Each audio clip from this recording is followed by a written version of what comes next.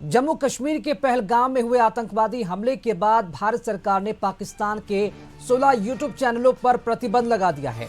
गृह मंत्रालय की सिफारिशों के बाद यह कार्रवाई की गई है। बैन किए गए 16 यूट्यूब चैनलों में पूर्व क्रिकेटर शोएब अख्तर और आरजू काजमी के भी चैनल शामिल हैं। इन चैनलों पर भारत, उसकी सेना और सुरक्षा एजेंसियों के खिलाफ भड़काऊ और सांप्रदायिक रूप से संवेदनशील सामग्री प्रसारित करने का भी आरोप है। और इसी खबर पर अधिक जानकारी के साथ संपादक अनुराग ठाकुर जी इस वक्त हमारे साथ जुड़ चुके हैं। अनुराग जी, ये बड़ी खबर है और बड़ा एक्शन भी एक तरह से।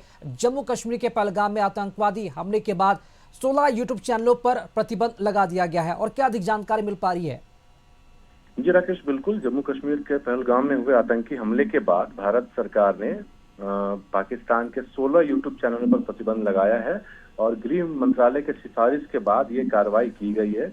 और बैन किए गए सभी चैनलों में पूर्व क्रिकेटर शोएब अख्तर और आरजू काजमी के भी चैनल शामिल हैं। इन चैनलों पर भारत, उसकी सेना और सुरक्षा एजेंसियों के खिलाफ भड़काऊ और भाषण और संवेदनशील सामग्री प्रसारित करने का भी आरोप है।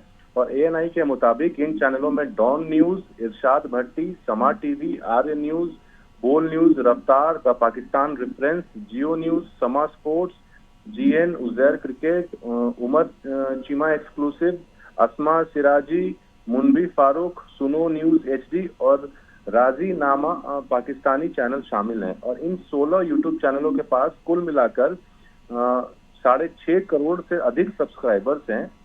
और जियो न्यूज के चैनल के पास सबसे अधिक 18 मिलियन, तकरीबन 1.5 करोड़ से ज्यादा 1.8 करोड़ सब्सक्राइबर्स हैं। इसी तरह ARY न्यूज के पास 1.5 करोड़ से अधिक और समा न्यूज के पास भी करीब 1.25 करोड़ से अधिक सब्सक्राइबर हैं। और इन सभी पे पाबंदी लगाने के साथ ही एक और अहम कदम उठाया गया है। सरकार ने BBC को पत्र भेजकर उसकी रिपोर्ट पर आपत्ति जताई है, जिसमें आतंकवादियों को उग्रवादी करार दिया गया था। तो सरकार ने 16 यूट्यूब चैनल तो पाकिस्तान के बैन लगाया ही है, साथ साथ BBC को भी एक पत्र भेजकर उसकी एक रिपोर्ट पर आपत्ति जताई है, जिसमें BBC ने आतंकवादियों को उग्रवादी करार दिया था। तो कहीं ना कहीं भारत सरकार अब बहुत फ्रंट फुट पे है और किसी भी चीजों को, न्यूसेंस को वो बर्दाश्त करने के मूड में नहीं है। और इसी के तहत पाकिस्तान के यूट्यूब चैनलों पर यहाँ बैन लगाया गया है। जी अनुराग जी, ये जो कार्रवाई है वो शुरू हुई थी सिंधु जल समझौते को खत्म करने को लेकर और सिलसिलेवार तरीके से एक के बाद एक लगातार कार्रवाई की जा रही है। ऐसे में हिंदुस्तानियों को और देशवासियों को भी उम्मीद बढ़ती जा रही कि कोई बड़ी कार्रवाई भी जरूर होगी उन आतंकियों के खिलाफ और आतंकवादियों के जो पनाहगार है उनके खिलाफ भी।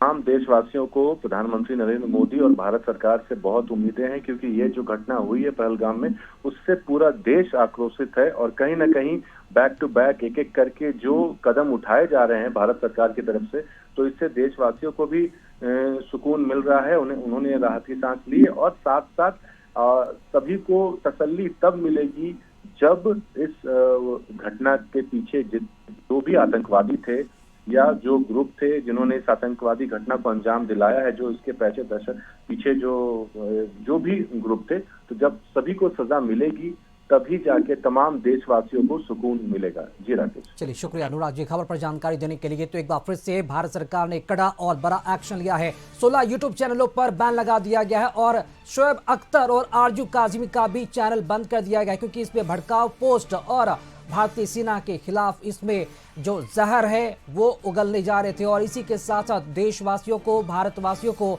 एक और बड़ी उम्मीद जग गई कि भारत सरकार लगातार फैसले ले रही है पाकिस्तानी और उन आतंकियों के खिलाफ और आगे भी कोई बड़ा एक्शन लिया जाएगा। रुक रहे एक छोटे से ब्रेक के लिए, लौटेंगे चल।